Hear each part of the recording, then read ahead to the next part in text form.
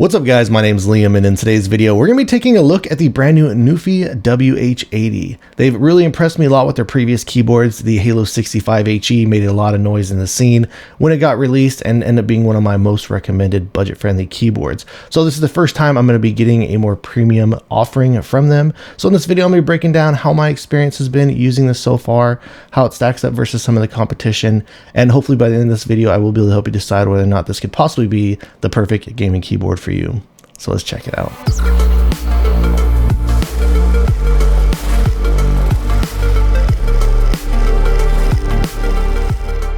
And before we get started today, I did want to let you know that this was sent out to me. However, everything you'll be hearing in this video is going to be my own words and my own opinions. Right now, they do have a pre-order going on for this keyboard. When you do pick this up, this is what it looks like with the keycaps that it does come with.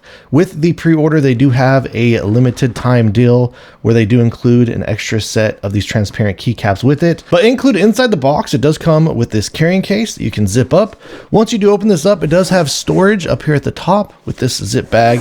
It does come with some extra accessories in it. And here's a look of what that looks like underneath there. You can just Velcro this in. So it does have a top covering right there as well. And then other accessories this does come with some documentation. They also do include a USB Type-C to USB Type-C cable. It also does have an adapter here for USB Type-C to USB Type-A, a switch and keycap puller. It does come with some additional pink color knobs. And we'll go into those here in just a little bit. And here's a look of the wireless receiver that does come included. Does have a button up here on the top, rubberized bottom, and does have an LED indicator up here in the front. And here we got the keyboard itself. Has a really nice 80% layout. Honestly, I don't really have too many complaints about the layout of this. I have been using a lot of 60 and 65% keyboards lately. So this one does feel quite a bit bigger and bulkier if you're coming from a smaller keyboard. Obviously, it being a bit of a bigger form factor. I do feel like the height on this sits just a little bit higher compared to what I have been used to recently, but I do feel like they've done a really fantastic job with the layout on this. Over here in the top right hand corners, we do have a volume knob. This is an infinite scroll, so even though it does have this notch right here, it doesn't hit like a bottom out or anything like that. Also does have these two buttons over here. The buttons over here on the right side, it does switch between 3 different profiles. So you got M1, M2, and M3. And then over on the left hand side, this is where it does control the wireless capability this keyboard does come with. So the battery that is included inside of this does give you an estimated 500 hours of use. You keep it down to use it in wired mode. This also does have Bluetooth functionality, and then you switch it up here in the top to enable the wireless receiver that does come included with it. The majority of the filling of this keyboard is made out of an ABS plastic. That is what this top piece is made out of. It does have these metallic or aluminum types of pieces on it as well. I'll go ahead and show you guys the roundabout on it here really quickly. Whereas on the top, they do have this aluminum piece and the USB-C connectivity. Over here on the left hand side, I do like the bottom layout of this where it does have a long rubberized strip on both the top and the bottom of this keyboard. And then up here in the front, you do have an LED indicator. Right now it's just flashing green because I have it in wireless mode and it's looking for the wireless receiver since it is not currently plugged in. And then over on both the right and the left hand side, it just has these aluminum pieces. And even though this is not a full aluminum case, since it does have the battery in there, it does add some additional weight to this. And like I said, I really like the feet design on the top and bottom with the combination. I have not noticed this sliding around on me at all as I've been using it.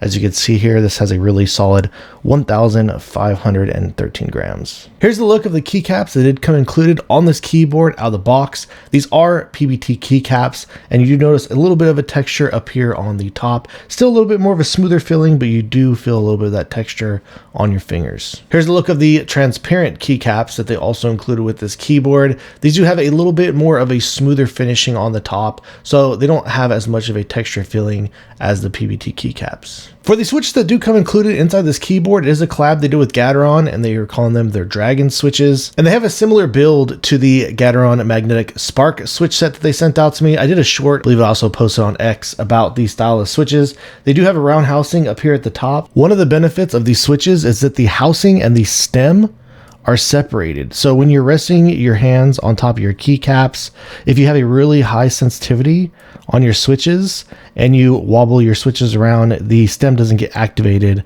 And I would say that when you do set your hands on top of these, there's just a minor amount of play going on. But again, if you were to look here, since the top of this is clear, you can see that it is actually, when you do wobble them like this, that it's not pressing the switch down or activating it. And another thing about these switches, they're using the circular design. I honestly really like these a lot. I would say that these are a step up versus some of their previous ones, just as far as the feeling of them. Like when you press down, you get a really solid sense of stability, so you don't notice hardly any type of stem wobbling, and it's more consistent with the circular design, regardless on what area or what direction that you're going to actually be pushing on the switch. So I'd say that all around so far that these circular style switches that have been coming out from Gateron have been some of my favorite switches out there. You get a very lightweight press on them. They're very responsive, nice and snappy, smooth, pretty much no matter how you press on them. So honestly, they have a really good sound signature too. They feel good to both type on and really solid to game on as well. Next up for the stabilizers, they have felt pretty good on here. As you can probably clearly see, they put a very generous amount of lube on all these stabilizers all the way around here. And then the last thing I wanted to tell you guys about this keyboard is I do apologize. I actually was really struggling to figure out how to take this apart, and I did not want to break it. I'll go and show you a really quick photo of the internals. They do claim that they do have an aluminum switch plate. Underneath this, they do have foam between that and the PCB itself.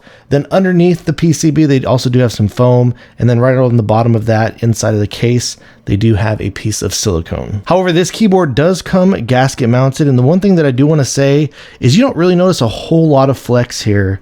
So it does have just a bit more of a stiffer feeling overall when you are pressing on it. Now the keys themselves, they do give you a little bit of a softer feeling with how they're lubed and how they operate, but just know that as far as the backboard flexing goes, not a whole lot there that I have been noticing. All right, so let's go ahead and we'll drop a really quick sound test.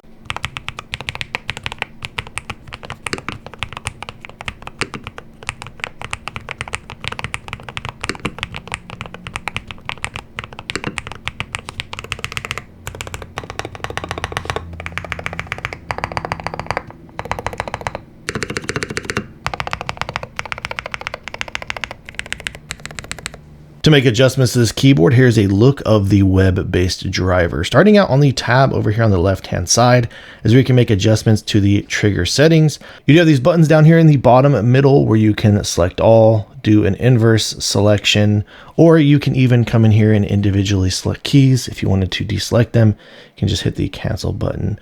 But to start things off, coming down here to the actuation setting, this does go as low as a 0.1 millimeter actuation setting. Over in the center, it does allow you to also control any type of dead zone setting configuration if you wish to do so.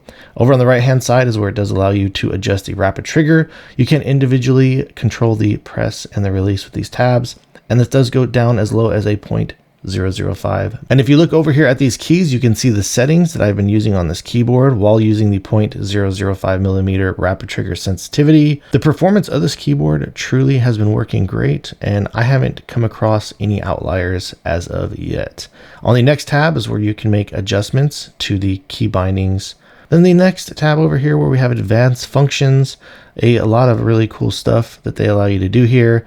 I've been setting up things like the SOCD functionality, has been working out great for me. And I'll go ahead and give you a really quick demonstration on how I did get that set up.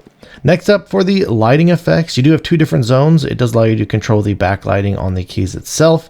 And then there's also this tab over here that does allow you to control the light bar that is in the front. But you do have these various different types of presets. It does allow you to control the brightness, and then over here you have a custom color option if you wish to make adjustments to that. Next up, you do have a macro recording functionality tab, and then over here for the switch selection tab, it does have compatibility for all of these switches that you are currently seeing right here. Then finally, over here on the mode setting tab, I have been mostly gaming on this keyboard using tachyon mode. This does give you a little bit better latency. The one thing is, the reason I have it turned off right now is when you do enable this, it does disable the RGB on the keyboard. But here's the rest of the settings that I've been using as I've been testing this keyboard out. All right, guys, so that about wraps things up on the brand new NuPhy WH80. And truly, I've been really trying to think about things that I could critique about this keyboard. And really the only thing that I can critique about it is the price point being on the higher end of the spectrum, coming in around $250. But everything about the just design and layout of this, I absolutely love the switches that this does come with. I feel like not only are they great to game on, they're really solid to type on as well. I think that the feeling of this keyboard and these switches just in general give it a really just like smooth and buttery type of a feeling typing experience that you do get on here while still adding stability. And aside from that, even though this is competing with a lot of other more expensive things out there, like some of my favorite keyboards, the HM80 and even the WH80 HE, the one thing about this is that it does have the Bluetooth functionality. Also does have a volume knob on here. So clearly if wireless connectivity is going to be a big deal for you, then I would feel like that would be one of the largest factors for this keyboard. But aside from that, if you are somebody who is looking for a bigger form factor, really everything about the typing experience you get from this, the gaming experience, the performance of this has felt great. I haven't noticed really any major issues or outliers that has infected me, even using this at the lowest rapid trigger or the highest sensitivity for the rapid trigger sensitivity possible, excuse me. So, and even though this is gasket mounted and it still is a little bit more on the firmer end of the spectrum, just the way that these switches do feel, they still give you a pretty creamy feeling overall. And the bottom out just on these switches in general doesn't feel like it's too harsh or anything. So all around, really solid option coming out from NuPhy. So if you guys do have any additional questions or feel like I left anything out, please let me know in the comments down below. If you have enjoyed watching this video and are interested in seeing more videos like this in the future, please drop this video a like and subscribe to my channel. Thank you guys so much for watching. I look forward to seeing you in the next one.